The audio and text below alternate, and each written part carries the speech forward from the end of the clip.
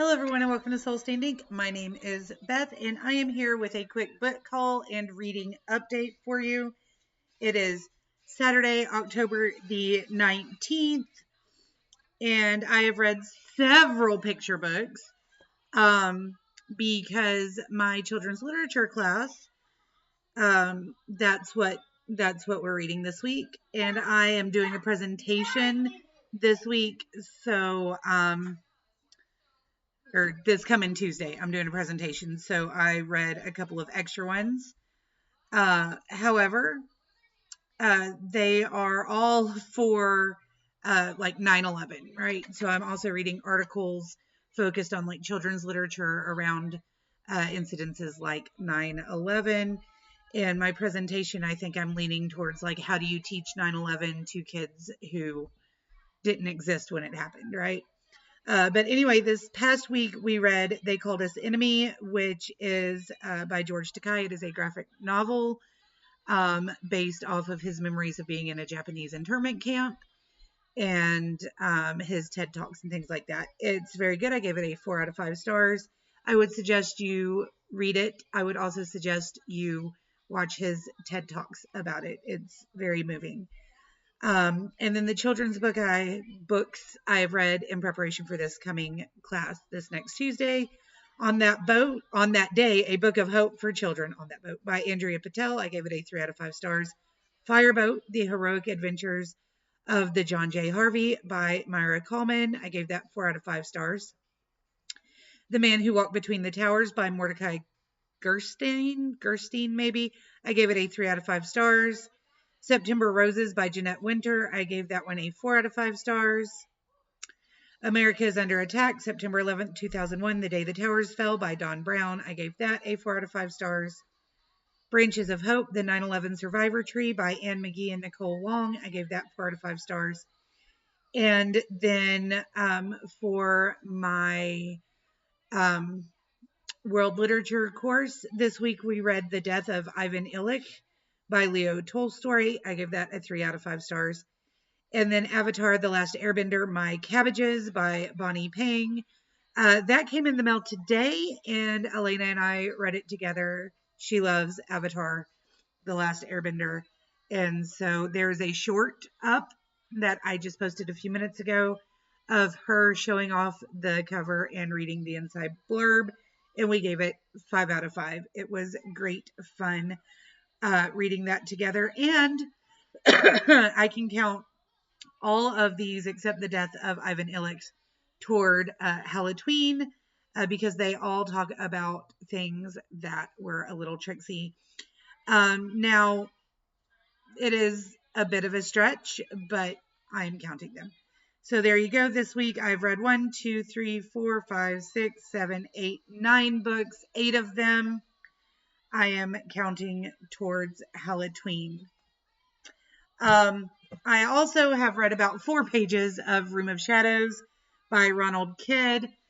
I can't find the audiobook for this. There doesn't seem to be one for me to listen to, and I keep forgetting to pick it up because I am reading several articles and other books for my classes, and so this has been sitting by my bed, absolutely neglected. What I can tell you is I've read the first few pages. I am delighted by them, and I fully intend to sit down and read more this evening. I am also reading the Book of Life, which is book 3 in the All Souls was a trilogy, but I guess there's another book series. The first book is The Discovery of Witches. I'm reading that with Fiona, except Fiona finished it forever ago, and I'm still only about halfway through, but I'm loving it just like I have loved the other ones. Now, for a quick book haul, today when we checked the mail, 3 books had come in. One of them was, like I said, My Cabbages, which we have a short up of for Elena to show it off to you guys. You should go check that out. The other 2 are for my children's literature class. These are ones I ordered for myself because I am working on a final article / presentation paper for that class, and it is about anthropomorphism in children's literature basically we're focusing on how penguins are presented in children's media and literature, how that translates into what people know about penguins.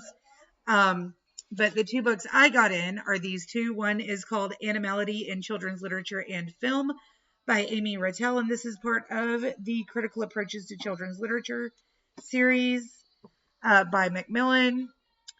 And this is a very short book for how much I spent on it. I'm not going to tell you guys the price, but the sticker shock shook me. These are technically textbooks, though. The other one I got is Children's Literature in the Posthuman, Animal, Environment, and Cyborg by Zoe Jacques. And it's part of the Children's Literature and Culture series by Routledge.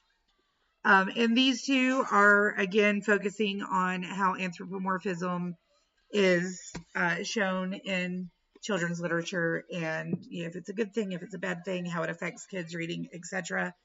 I chose to spend dang near $100 on these two not that big books because I would love to have a section in my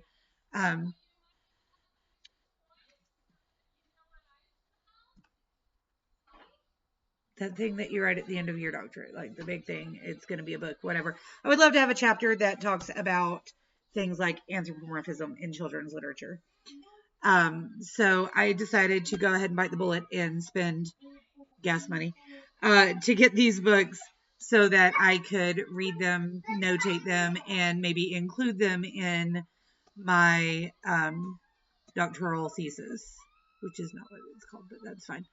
If you know of any other books that are similar to these, obviously I'm going to be looking at the series of printings that they came from to see if there's more. But if you know of any articles, books, chapters, things like that that talk about this topic, I would love to hear about it. If you have read these, heard of them, read any of the books that I have mentioned, want to know more about anything I am researching, writing, presenting on right now, leave me a comment down below and I would love to talk to you about them. So that's all I've got for you guys today. I hope you're having a fabulous weekend. We'll talk to you again soon. Until next time, stay safe out there. Bye.